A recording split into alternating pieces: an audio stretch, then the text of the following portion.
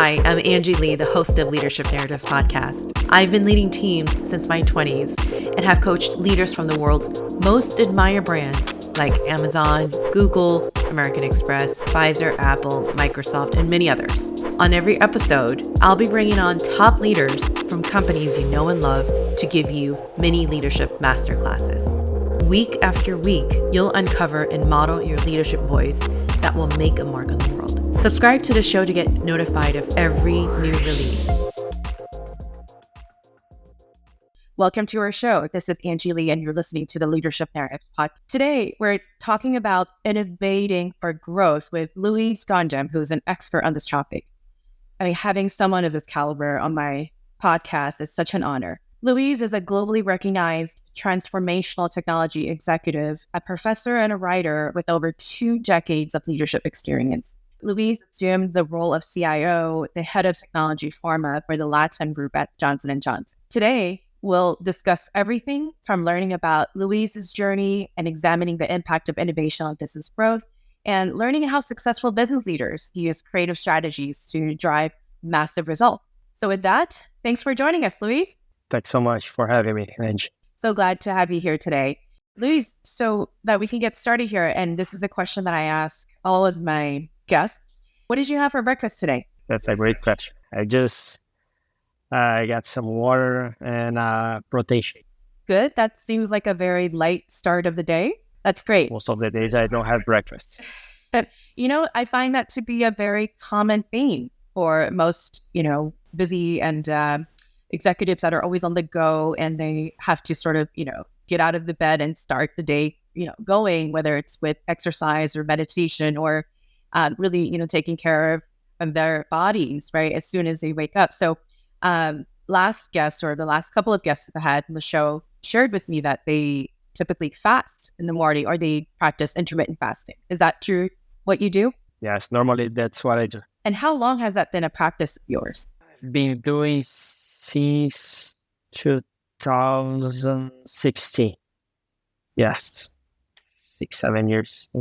And what would you say are some of the benefits that it creates just in terms of your daily routine, or maybe some physical impact? I think it's good for focus and in the early beginning of the day. I think that's something that I saw some increase in focus in the morning. Of course, like I try to have a early dinner as well, like 7 p.m., something like that.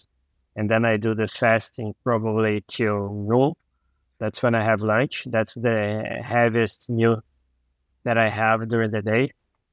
Dinner is also something light, but I don't do fasting every day. After a couple of years, and within some doctors, they kind of point out that it's good for you to do 3-4 days a week.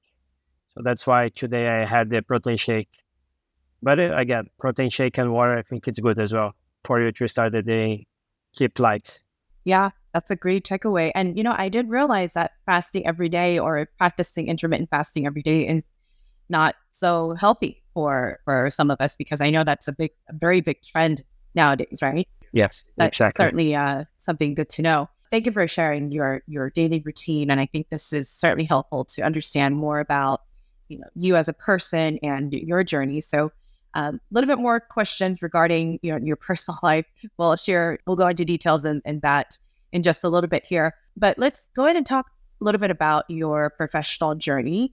So Luiz, if you can share a little bit about your early life or your early career and how it has influenced your career path today. I always had the curiosity of solving problems. So it's something that I always like puzzles, Lego, like this kind of things is something that I always liked.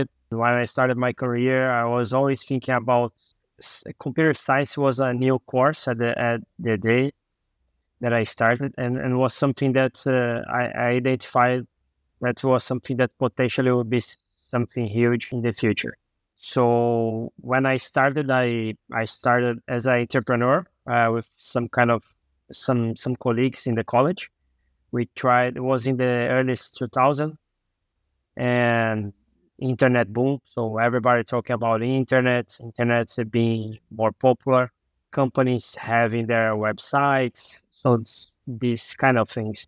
And we started doing this kind of things for companies. We had some kind of success for 1 year, 1 year and a half, and then we decided that okay, this is not something that there is a lot of. It became a red ocean very fast. So a lot of small companies, and then a lot of big companies buying the small companies. And then we said, okay, let's stop doing that and let's think about something else. And then we started thinking about mobile. But again, 2001, we started thinking about mobile, but it was super early stage. I think that time it was not that good. Then we stopped it because we didn't have markets, we didn't have smartphones at that time. The phones were not very intuitive. People didn't know how to use web in the phones that were not smart like nowadays. Very tough to think about 20 years ago. But that's what happened. And then I joined a program in a big company in Brazil. That was a kind of a trainee program focused on developing new managers. And then I started my career. I was in a group that was a sales group, but I was responsible to developing sales systems. So my background helped me to develop the process behind what was supposed to be the sales systems for the sales representatives. And because of that, I started my careers in the sales group, but always focused on technology and process. It was a mix between process and tech.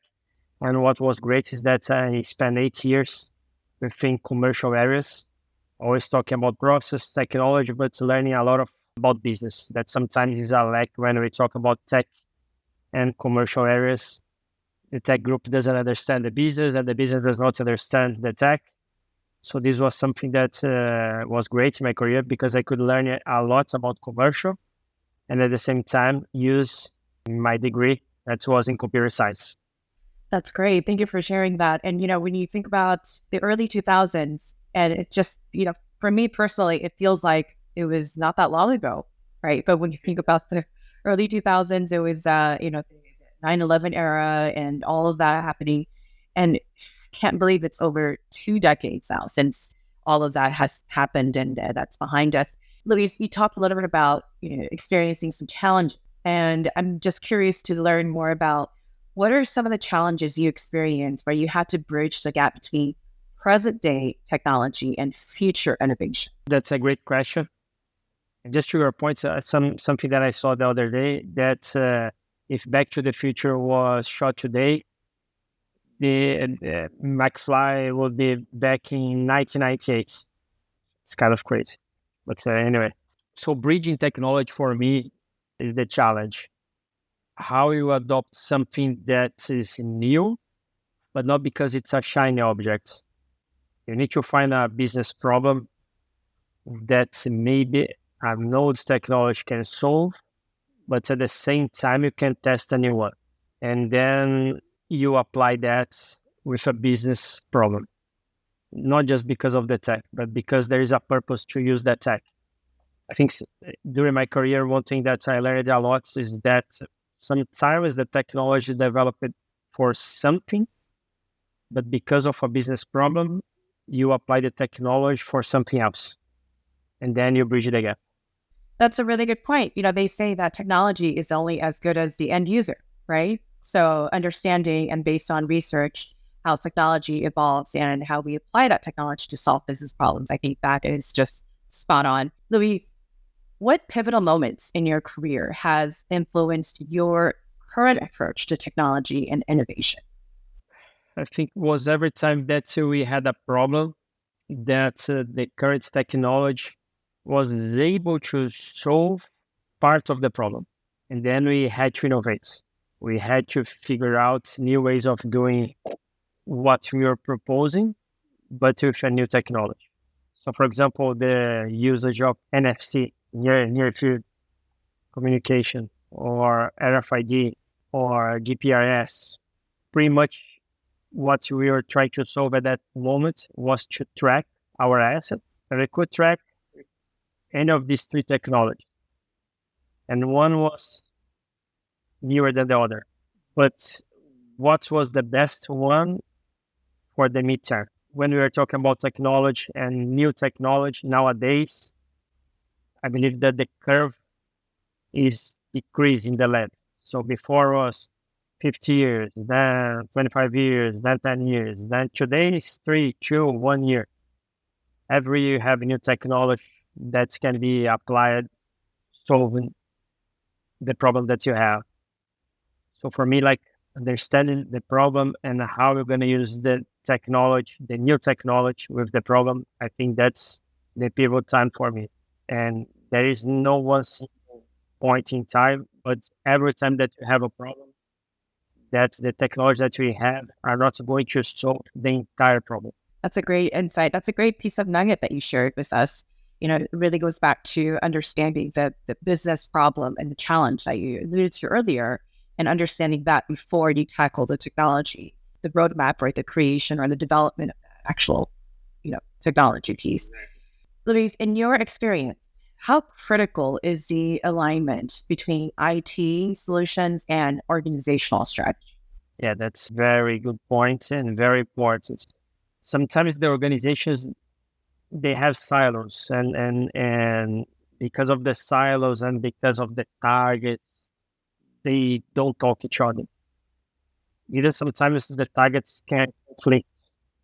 Someone can have a target setting of reducing a budget, and someone else needs to spend something out, and then the targets are not talking each other. Or the timing as well. The timing does not align.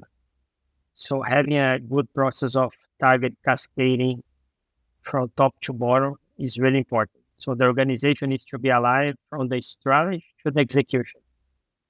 If the strategy is not well aligned and not well cascaded to each one of the functions, there will be siloed targets that at the end of the day will not maximize the results. So it's essential that top to down, there is this cascading and alignment of the strategy. That's a wonderful way of summarizing a very complex topic. Thank you for that. Let's switch gears and talk a little bit about your experience as a professor. I know that you are currently acting as an adjunct and professor at Caesar School. Can you elaborate on your role as a professor at Caesar and how it complements your work in this field? Yes, time to time I give some classes. This is not something that I have a big commitment because of the time and because of my agenda and because of the kind of course that I give classes. I give more executive classes. So the courses are more every quarter. And then my commitment is to a very specific module that's AI in operations. So how we use analytics for operational services. I think that's important for any professional, not to give classes, but to update yourself.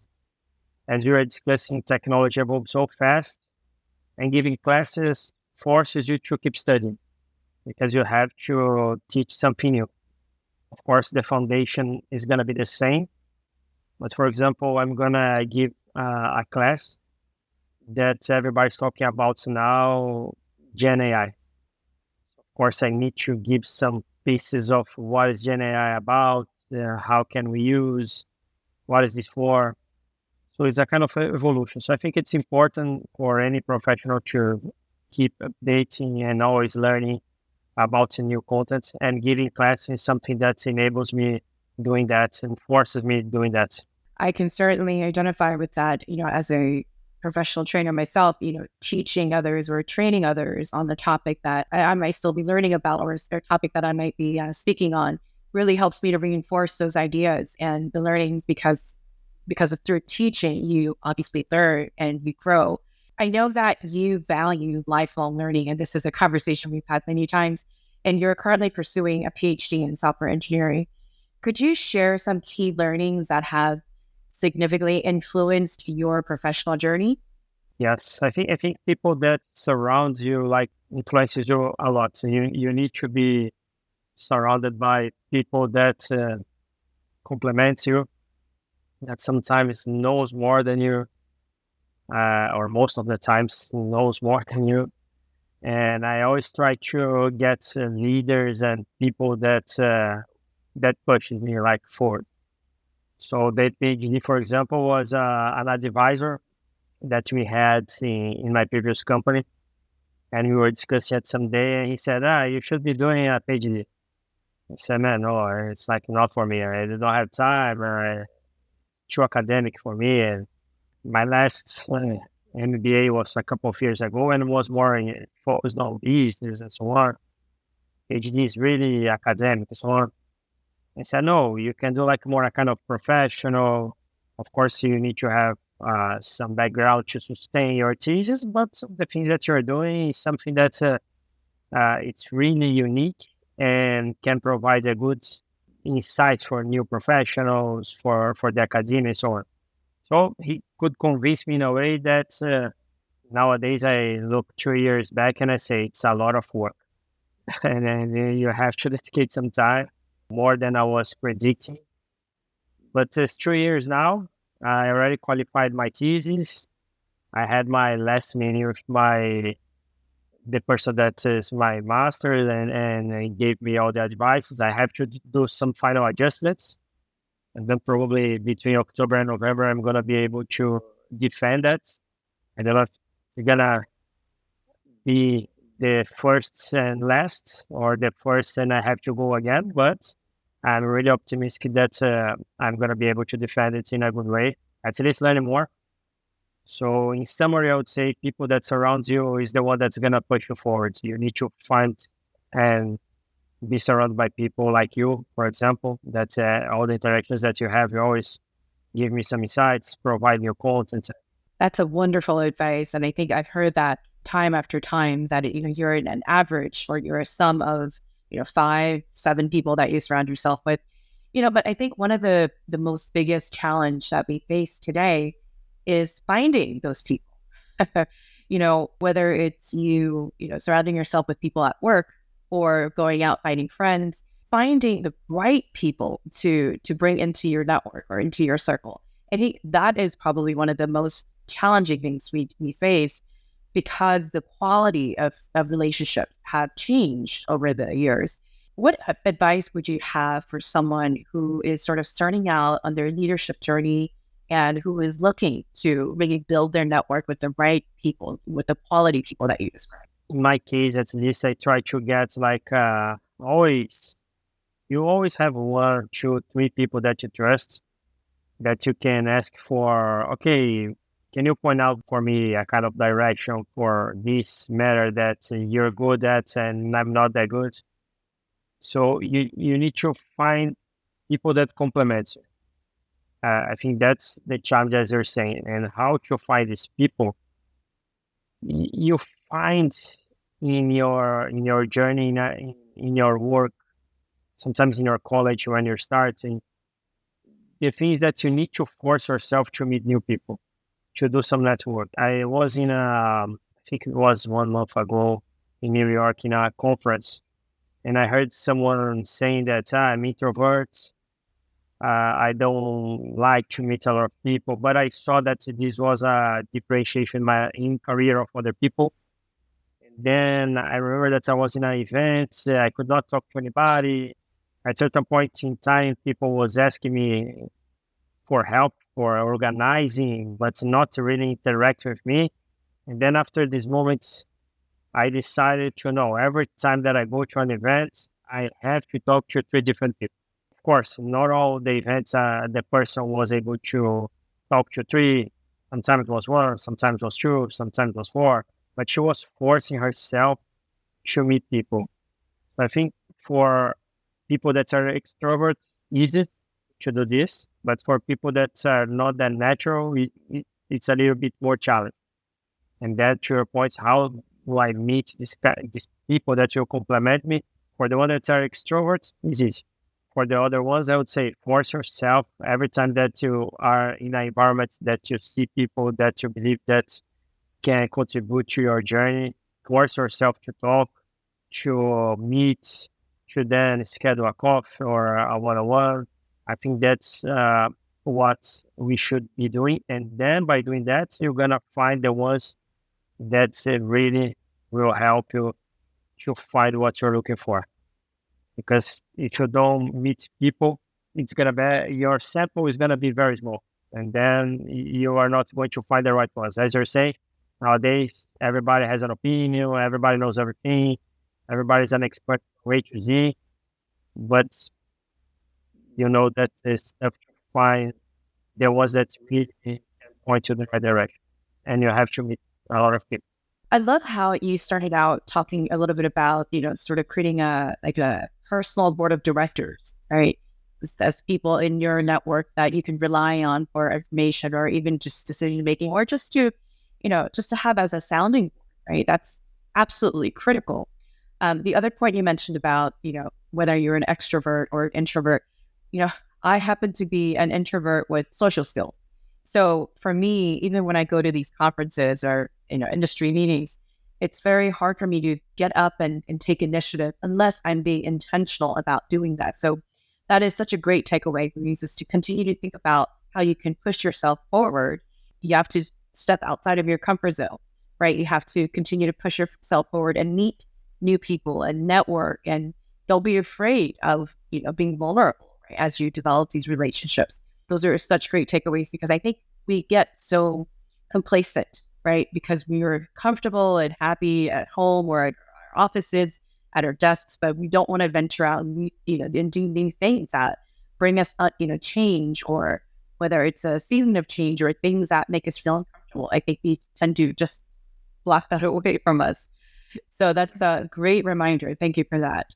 Luiz, how does your philosophy towards leadership, I'm really interested in hearing about, how has that shaped your career so far? During my career, I was very lucky. I had a very good leaders that taught me very different skills.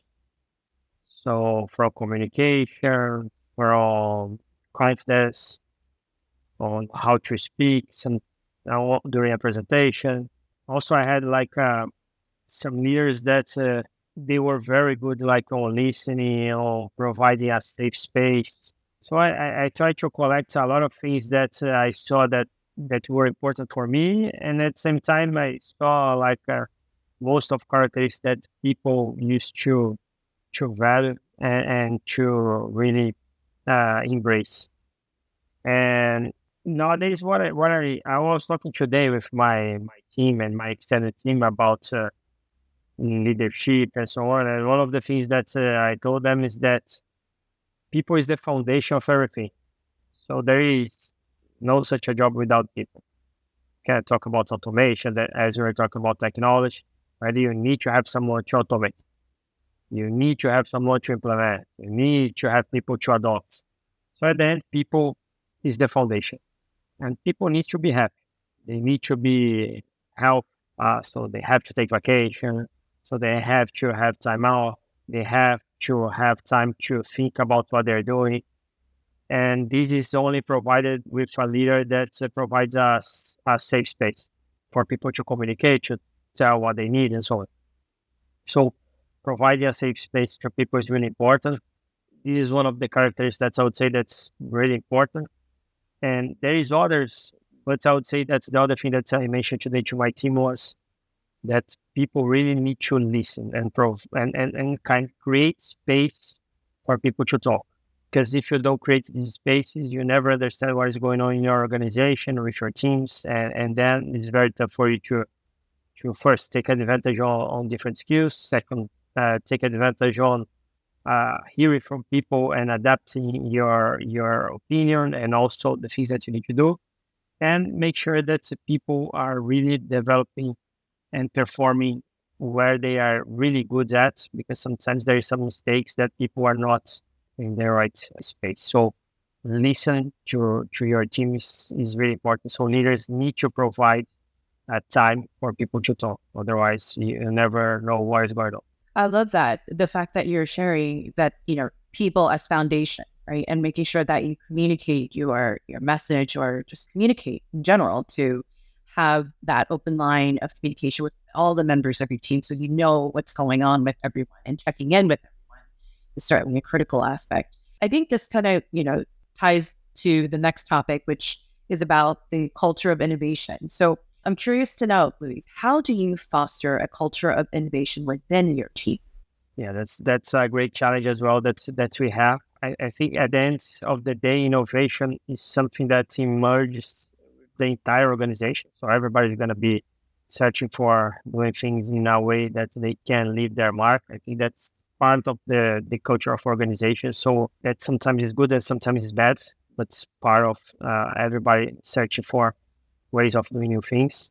And the way that I push people to make sure that they are going the right direction is first set the priorities. Make sure that everybody at least understand, okay, what the priorities are, because then they can push themselves to find new ways that can be incremental innovation or even think about new ways of doing the same thing that can become a disruptive innovation, but with a priority in mind. Otherwise, people can deviate a lot, and then this is not good for the business. And when I'm talking about deviating, it's people that have a specific role. If you have like a set of individuals that are meant to search for new things and completely go on many different directions, that's fine. But for the core, it's important that you set what the priorities are, because then they can even think about how to innovate, but within a set of guardrails, let's say. And then I always tell to my team that they have to invest time in learning, in benchmarking, and so on. So they have to search for companies like ours and do benchmark, go to events, do some courses, and really develop themselves, because that's the only way that they will be able to innovate. If they don't open their minds to things that others are doing or for new ways of doing things, they will not be able to innovate in 100% of their potential, let's say. Maybe they will do something that's very small, but not exercising 100% of their potential. What I try to make sure that my team has is liberty for them to achieve this 100% of their potential. That's a great piece of nugget. Again, practicing and promoting lifelong learning within your teams, right? Emphasizing the importance of leveling up and knowledge sharing and everything in between. Luiz, give us a little bit of an insight into one thing that you are deeply grateful for right now. Grateful for a lot of things, for my family, for my health, for the life that we have, the people that we talk. So I would say that life itself and overall, I think it's a blessing, and we need to enjoy it. I think it was yesterday. I was in the pool with my daughter, my young daughter. I have 3 daughters, and they all once. She said something that was very funny because it doesn't make any sense, but makes a lot of sense. That was, you should not have a life, you cannot live it. That's it. As you are here, we need to enjoy it. I love that. And I think we're going to have to quote her. That's a great takeaway. It is true, right? You can't have a life unless you have it. So, Luiz, on that note, how do you seek a balance if you do believe in having a balance between work and life? How do you seek a balance between family life, your work life, and all of your personal passions? Because I know you're a very busy person. Some things that's not necessarily, again, things that work for me. So I don't sleep a lot. That's one thing that's but again, I'm okay with that. I sleep like 6 hours a day, and that's fine. That's something that is good for me. So then I have time, because most of the times I'm waking up 5:30 a.m. So I have time then to do the things that I like to do in the morning. Sometimes I go to the office a little bit early to put my reading and my mail and things that normally you get behind on time. And because of that, because I'm working in different ways and sometimes in different hours, I can make myself available to my family like late afternoons. And then, of course, I try to make sure that every time that I'm not traveling, because I'm traveling nowadays like 2 weeks a month. But when I'm not traveling, I try to make sure that I have dinner with my family every day. Once every time I have breakfast. Well, with my older daughter, I have breakfast every day. When I wake up, I'm the one responsible to make sure that she's going to school.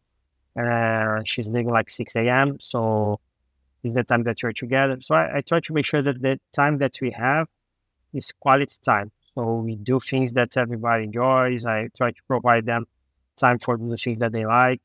And when they are with me, I try to make sure that it's quality time. So try to make sure that we do things together. And again, sometimes hours is different to manage, But the way that I manage is that I have my sleep under control. So I have like late evenings and early mornings.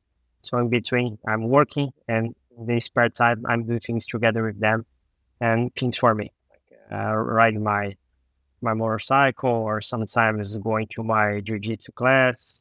So I do things in between as well. That's a great takeaway, prioritizing for what's important, right? Whether it's family time or jujitsu or writing, Like that. it's certainly about managing your time and prioritizing what's most important. Luis, for someone who is sort of on I guess, early part of their career journey, becoming a leader, whether it's in technology or pharma, health tech, what's one piece of advice would you give to someone who is sort of starting out? Yeah, I would say first, make sure that you're doing what you like.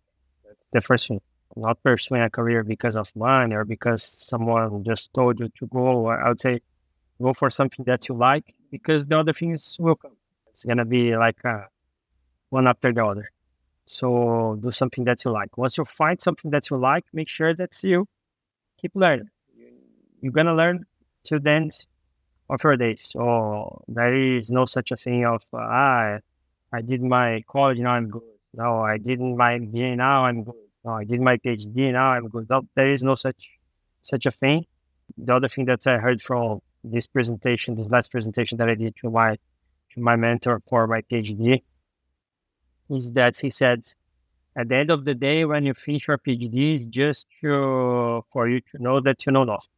So it's a door that you're gonna open to say, okay, what I'm gonna do next. And it's true. Like I was even talking to him about my kids. I'm writing for 2 years and trying to do it. And I said, probably everything already changed. How I'm gonna do? I'm gonna have to rewrite everything again. So I think that's something that we need to make sure that the advice is keep learning. Make sure that you update yourself with books, with podcasts. Nowadays we have so many resources, audiobooks, with like people that you trust, with data, because opinion, everybody has an opinion, but try to make sure that every time that you're learning something, there is content behind. It's not just an opinion. So make sure that you keep learning. I think that's the second one. And third, make sure that you choose well where you're going, who you're going, because at the end of the day, you're going to spend like 8, 9, 10 hours working with people that are not necessarily your friends, the ones that you elected like in the college or the school or the gym, but are people that will be with you most of the time. So you make sure that you admire these people, that you count on these people. So again, at the end of the day, you need to have great people surround you, because it's like you said, Angie, is like the average that you're going to become is the people that you surround yourself. So you need to admire people that you're going to work with, and where and what you're going to do. It sounds so practical, right? Being, pursuing something you like and being surrounded by people you like. But it's harder to actually, practice that than the way it sounds, because I think so much of our emotions or the way we feel about things get in the way of our decision making. But I think, when we understand the true purpose that we have in our work, in our family lives or in work lives, that sort of serves as a North Star, if you will, and that guides us to continue doing what we like, and sort of understanding the why behind the reason. What message do you have, Luis, for people who are seeking change to know about their true purpose in life? Is there any specific advice you have? I know if I have the answer for that, what I would say is that meaning in life is the people that you surround yourself. I think that's what's going to drive. Of course, when you start your life, it's your parents, your family. Then when you get married, in my case, for example, my wife is the one that puts my life easier. Without her, I cannot do the things that I do, because she's organizing everything to the kids, to me, and so on. So you need to have a support, someone that you trust. And again, your partner, your wife, your husband, whatever is the person that you trust, your parents. You need to have this network of people that you trust as well, your friends, your colleagues from work. At the end of the day, people, nobody lives alone. And for more that you want to say, I want to do this by myself, and I can do this on my own and so on. At the end of the day, you're always gonna need someone, and it's important that if you're gonna need someone, why not the ones that you trust, the ones that can help you, the ones that really care about you. Teach my kids as well. Make sure that you surround yourself by people that care about you. There is no such a way of you have 100% of people that you're talking that will care about you. You're gonna have like a few people that are the ones that you're gonna trust. That are the ones that's gonna provide meaning to your life. So the meaning to my life, and if I can say to the people that are looking or searching for something like that, is you do things mostly because of the others. So I do things for my kids, I do things for my wife, I do things for my parents. At the end of the day, I see, oh, I did this for me. But I was the last one. It's not because I'm the last one. No, no, it's not because of that. Because by doing things for the ones that I care, I'm happy. It's not that I'm not happy or I'm forgetting about myself. No, it's because I like to do things for them and make sure that my coworkers, for example, the people that work with me, I want to make sure that they are okay, that they are safe, that they are doing things that matter. At the end of the day, they can tell, I did this, and that. I participate in this, and that. I collaborate with this and that. So how you drive in these directions, I would say that's it's a very profound question. There is a lot of things that still will bring meaning to your life, but taking care of the ones that you care and make sure that you're surrounded by people that care about you as well it's important. Thank you so much for that, Luis. That message resonates with me on a personal level. And I hope that this is a message that everybody out there can really hear, because the way that our society is going right now is, we're starting to, or we have been valuing individualism more than, a value of family, for example, or a value of community. I think I touched on this with another guest on a different episode, was about the loneliness and how the state of loneliness has overcome our society. And I think there was a research done about, and they studied the market in London, and this was a few years ago, and how loneliness itself is so detrimental to your health, like smoking a pack of cigarettes, right? Because people are not engaging in communities or in groups.